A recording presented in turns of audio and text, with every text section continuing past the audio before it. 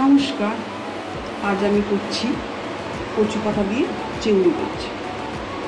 তবে দেখুন কী কী লাগছে এই রান্নাটা করতে। আমার লাগছে 500 গ্রাম কচু পাতা নিয়েছি, কুচিয়ে নিয়েছি, ভালো করে ধুয়ে কুচিয়ে নিয়েছি। আমি এটা বাজার থেকে কিনে নিয়ে এসেছি পাতাটা। চিংড়ি মাছ 300 গ্রাম নিয়েছি, খোলা ছাড়িয়ে ধুয়ে পিঠের সুতোটা বের করে পরিষ্কার করে রেখেছি। আর নারকেল নিয়েছি হাফ মালা, এতে 4টে কাঁচা লঙ্কা বেটে নিয়েছি। নারকেল আর কাঁচা লঙ্কাটা আমি পেস্ট করেছি। আমি আজকে সর্ষেটা পাউডার নিয়েছি, আমি জল দিয়ে গুলে নিয়েছি। নিয়েছি একটা বড় তেজপাতা, 2টো শুকনো লঙ্কা আর কালো জিরে 1 চামচ। নুনটা প্রয়োজন মতো নিয়ে নেব, টেস্ট অনুযায়ী আপনারা আপনাদের মতন করে দেবেন। নিয়েছি হলুদ 1 চামচ, জিরে 1 চামচ, ধনে গুঁড়ো 1 চামচ, 1/4 চামচ কাশ্মীর মির্চ, 1 চামচি চিনি নিয়েছি। আপনারা চাইলে একটু বেশি দিতে পারেন, কারণ এটা একটু নারকেল যেহেতু দিচ্ছি, একটু চিনিটা ঠিক মতন দিলে ভালোই লাগে খেতে, মিষ্টি মিষ্টি হবে। তাহলে আমি এখন কচু পাতাটা সেদ্ধ করতে বসাচ্ছি। আমি গ্যাস অন করে কড়াটা বসিয়ে দিয়েছি, এতে আমি 1/4 গ্লাস জল দিচ্ছি।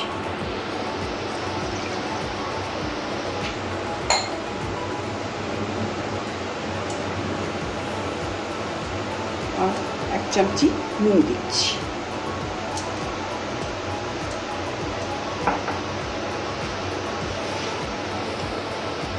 পাতাটাকে আমি সেদ্ধ করে নেব।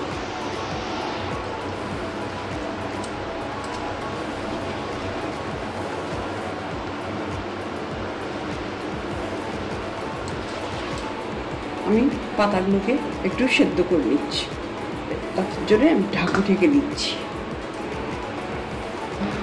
ফিরে আসলাম 5 মিনিট পরে। আমি উল্টে পাল্টে দিয়েছি, আরও 5 মিনিট আমি সেদ্ধ হতে দিচ্ছি। সুসেদ্ধ হয়ে জলটা ফেলে দেবো। শাকটা আমার সেদ্ধ হয়ে গেছে, সুসেদ্ধ হয়েছে। আমি জল থেকে এবার শাকটা তুলে মেন রান্নাটা করব। আমি বলতে ভুলে গেছি, আমি এটা সর্ষের তেল দিয়ে করছি। এটা সাবেকি রান্না, সর্ষের তেল দিয়েই হয়। আমি কড়াইতে তেল দিচ্ছি মাছগুলো ভাজবো বলে। আমি 3 চামচি তেল দিলাম। তাহলে আমি এখন মাছগুলোকে হলুদ দিয়ে ম্যারিনেট করছি।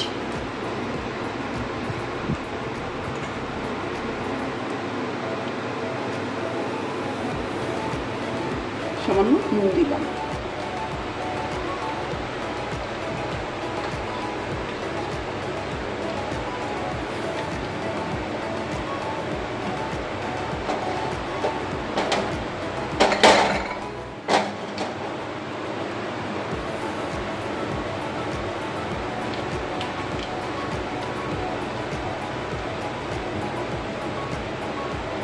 তেলটা গরম হয়ে গেছে, আমি একে একে মাছগুলো ছেড়ে দিচ্ছি।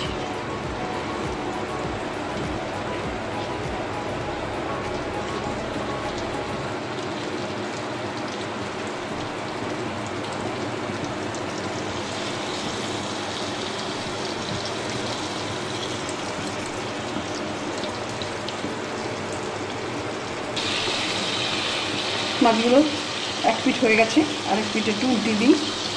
আমি খুব কড়া করে ভাজবো না।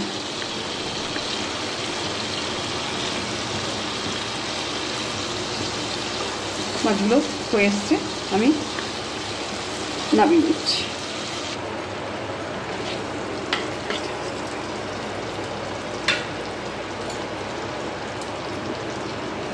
আমি ওই তেলের উপরই আরেকটু তেল দিচ্ছি। আমি তেলের উপরে 2টো শুকনো লঙ্কা ফোড়ন দিচ্ছি। দিচ্ছি 1 চামচি কালো জিরে।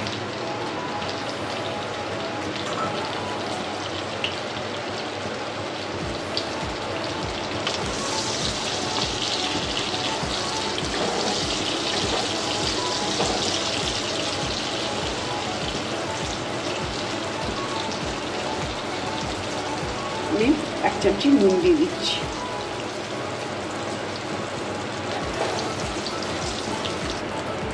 তেজপাতা দুটো ফোড়ন দিয়ে দিলাম, আর দিচ্ছি আগে থেকে পেস্ট করা নারকেল আর কাঁচা লঙ্কাটা।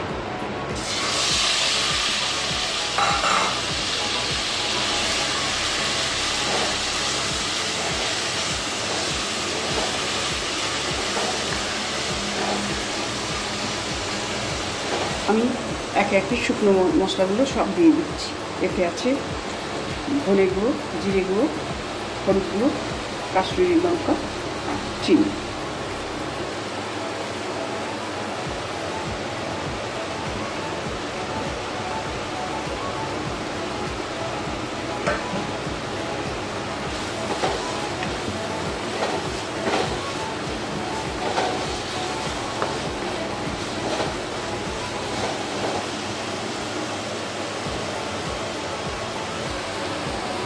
মশলাটা কষানো হয়ে গেছে, আমি এবার শাকগুলো দিয়ে দিচ্ছি। শাকগুলো খুব সুন্দর সেদ্ধ হয়েছে।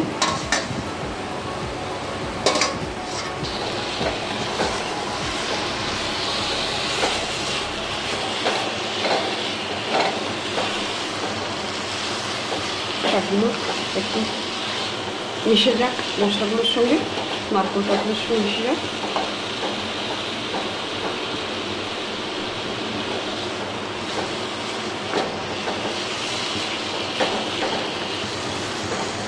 শাকগুলোর সঙ্গে মশলাটা ভালো করে মিশে যাক আর শাকের জলটা একটু শুকিয়ে যাক, তারপরে আমি বাকি প্রসেসটা করব।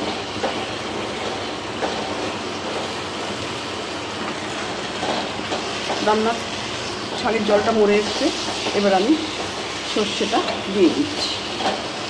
এটা আমি কিন্তু দুধ কচু দিয়ে করছি, দুধ কচুর পাতা দিয়ে করছি। এটাতে একদম চুলকবে না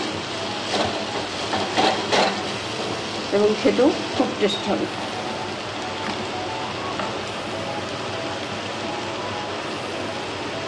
আমি সর্ষে পাউডারটা জল করে ঢেলে দিচ্ছি।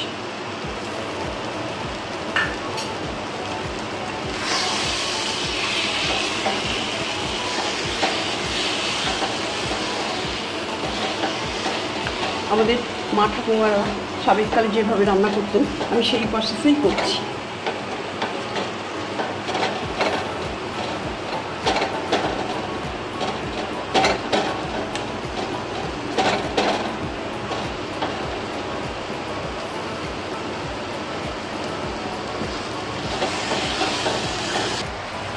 জলটা আমার প্রায় মরে এসছে, আমি এবার মাছগুলো দিয়ে দেবো।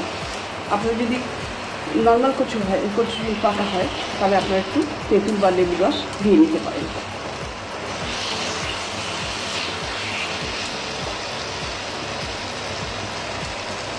আমি মাছগুলো দিয়ে দিচ্ছি।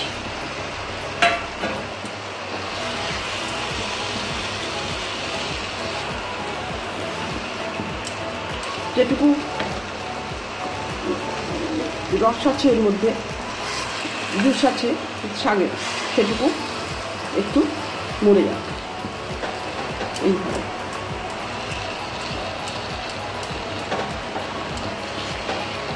রান্নাটা আমার এবার কমপ্লিট হয়ে গেছে। এবার আমি সার্ভ করব। তাহলে হয়ে গেল আমার কচু পাতা দিয়ে চিংড়ি। দারুণ স্বাদের হয়েছে। আপনারা এইভাবে ট্রাই করবেন এবং খেয়ে কেমন হয়েছে সেটা আমাকে জানাবেন। আপনারা প্রথম থেকে শেষ অবধি ভিডিওটা দেখার জন্য আপনাদের ধন্যবাদ।